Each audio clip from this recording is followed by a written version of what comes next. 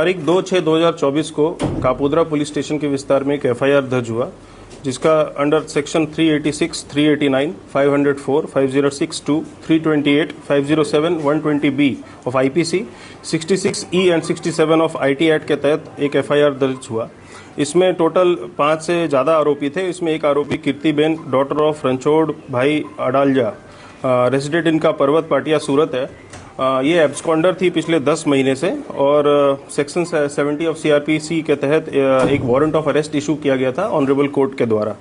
Honourable court के decision को ध्यान में रखते हुए हमने यहाँ पे एक टीम बनाई, जिसमें एलसीबी की टीम, कापोद्रा पुलिस स्टेशन की टीम, साथ ही साथ हमें ये टेक्निकल और ह्यूमन इंटेलिजेंस से पता चला कि ये इनका लोकेशन जो है ये प्रेजेंटली अहमदाबाद के सरखेज विस्तार में आ रहा है।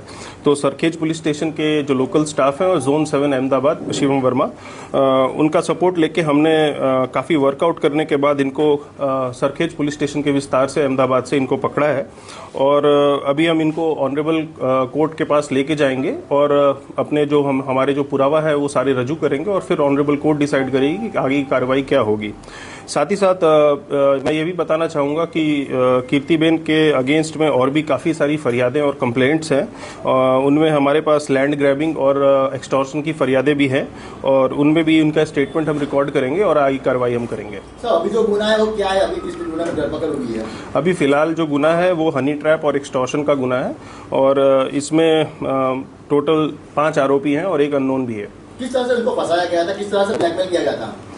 इनको ब्लैकमेल फोन के थ्रू और इंस्टाग्राम अकाउंट के थ्रू किया गया था और आगे की डिटेल्स जो है हम कोर्ट के साथ शेयर करेंगे। कितने की खंडी मांगी थी उसने? टोटल जो खंडी मांगी थी इसका रकम अभी हम डिस्क्लोज नहीं कर रहे हैं, हम आपको पूरा डिटेल्स शेयर करेंगे। सर, ये 10 महीने के गायब में कीर्ति पटेल कहाँ गई? 10 महीने के दौरान में इनका मोबाइल जो है वो कॉन्स्टेंटली अलग अलग लोकेशन पे आ रहा था, गुजरात के अलग अलग लोकेशंस पे, लेकिन कोई भी परफेक्ट लोकेशन नहीं आने की वजह से इनको हम अरेस्ट नहीं कर पा रहे थे। साथ ही साथ जो आईपी एड्रेस है ये बार बार चेंज हो रहा था और इनका जो फ़ोन है वो भी बार बार स्विच ऑफ होकर अलग अलग मोबाइल नंबर और अलग अलग सिम कार्ड से यूज़ हो रहा था।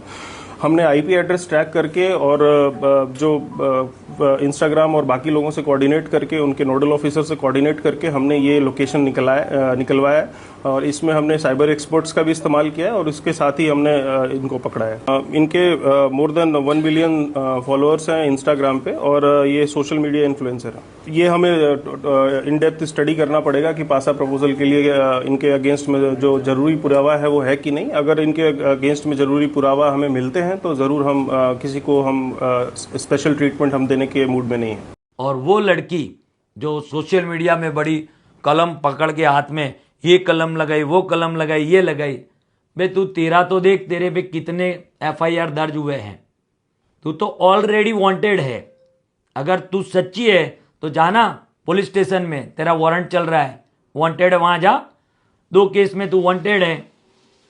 अभी और तूने किसी का फ्लैट पचा के रखा है, बेचारे वो गरीब महसाणा के काका और काकी, वो तेरे पास भाड़ा लेने आते हैं तो तू बोलती है भाड़ा मैं काय को दूं, ये तो फ्लैट मेरा है।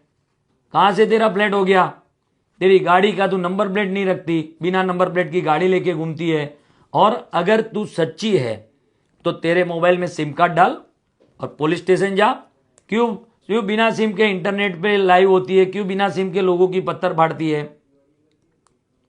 अगर दोस्तों